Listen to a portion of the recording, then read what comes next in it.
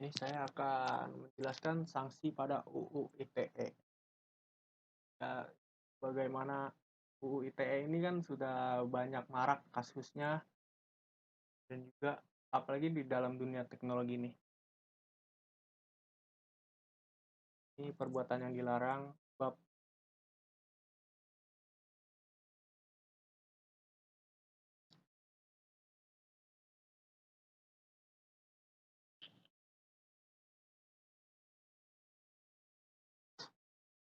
ini untuk pasal yang ke-28.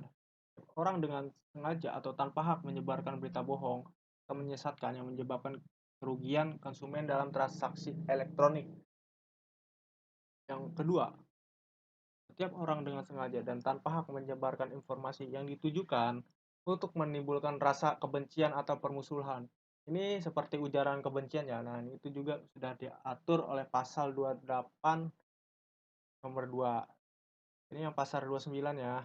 Setiap orang dengan sengaja dan tanpa hak mengirimkan informasi elektronik atau dokumen elektronik yang berisi ancaman, nakut-nakuti dan ditujukan secara pribadi. Ini seperti banyak kasus kejadian kemarin Nikita Mirjani dengan Habib Rizik itu ya seperti itulah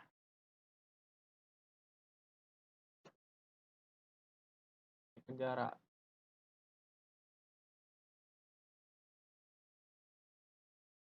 Ini ini seperti kasus penistaan agama terhadap presiden ya,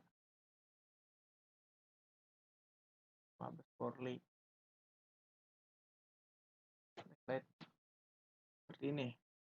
Selanjutnya adalah dasar. Nah, pokoknya ini terhadap sesuatu pihak ya. Di sini menyudutkan suatu pihak ya. Dan ini juga termasuk dalam UU ITE.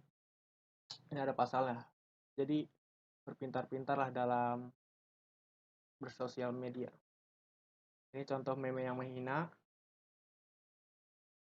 Ya kalau dari sudut pandang saya ya, ini sih lebih ke arah dark jokes sih, dark jokes. Bisa. Ini untuk pasal 30-nya.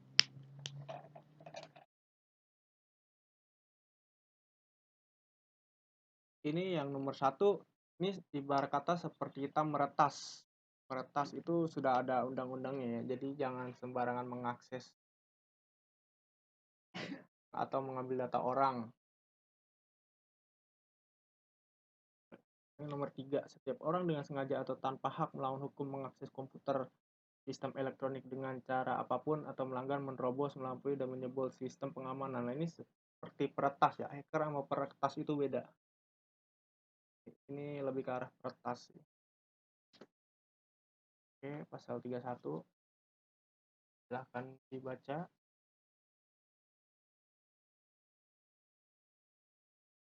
Nah,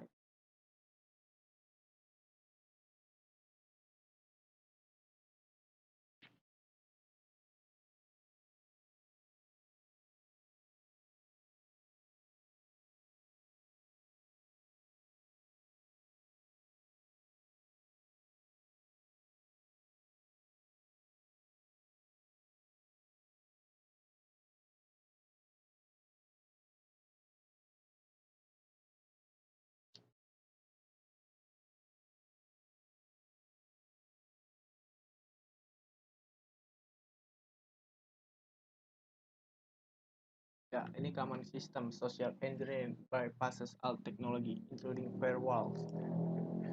I'm not hacker. Ini lebih ke arah apa ya? Ya pokoknya dia tuh sistemnya kayak menjebol, cuman untuk memberitahukan kepada situs yang dia jebol itu. Jadi kayak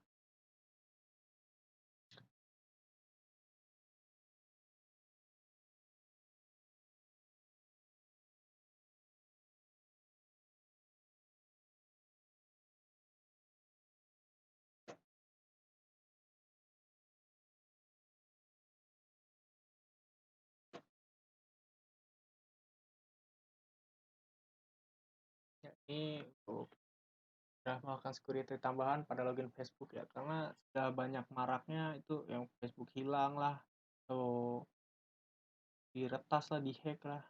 Nah, ini untuk pengamanannya.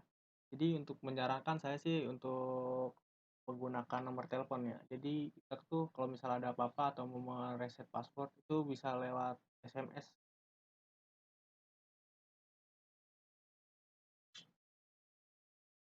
Untuk internet security kita gunakan Avast email sebagai alat bukti.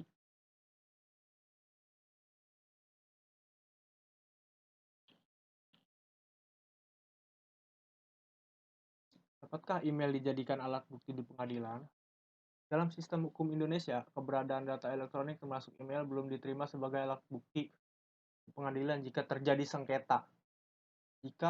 sengketa. Dalam hukum positif Indonesia, penggunaan data elektronik tidak setegas di beberapa negara. Padahal apa yang sudah diperjanjikan itu terjadi secara virtual tersebut secara subnatif dan sesuai dengan kaidah hukum yang berlaku. Misalkan nih, seumpama melalui email, si A menawarkan suatu barang dengan harga serta spesifikasi barang disertai klausul perjanjian mengenai tata cara penyerahan dan pembayaran harga. Kemudian si B hendak membeli barang dan tidak keberatan terhadap cara klausul yang ditawarkan oleh si A. Mereka bersepakat menjadikan email tersebut sebagai alat bukti pengadilan jika di kemudian hari terjadi sengketa. Ini seperti kasus ya, email berujung penjara saat ia dirawat di unit gawat darurat internasional pada 7 Agustus 2008 selama perawatan. Rita tidak puas dengan layanan yang diberikan. Ketidakpuasan itu dituliskan dalam sebuah surat elektronik menyebar secara berantai dari milis ke milis. Surat elektronik itu membuat Omni menang. Pihak rumah sakit beranggapan Rita telah mencemarkan nama baik rumah sakit tersebut beserta jumlah dokter mereka. Seperti apakah surat Rita yang membawanya ke penjara? Nah, ini contoh suratnya.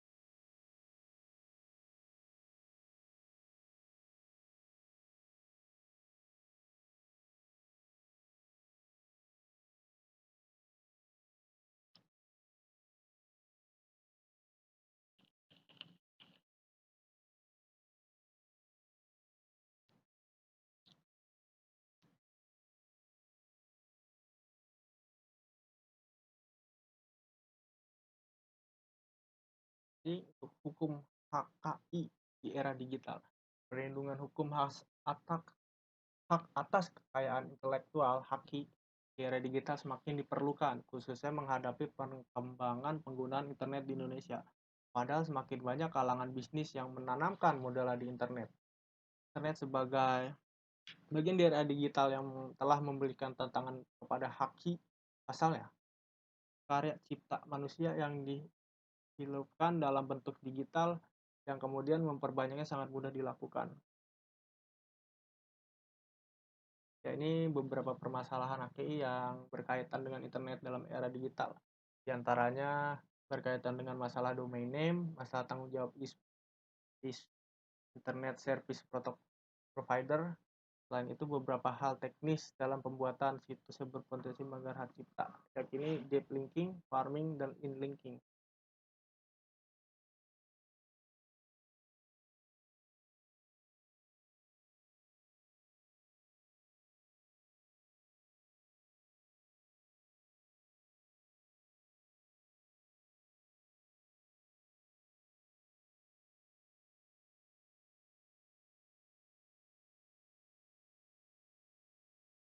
Ya, ini untuk kesimpulannya.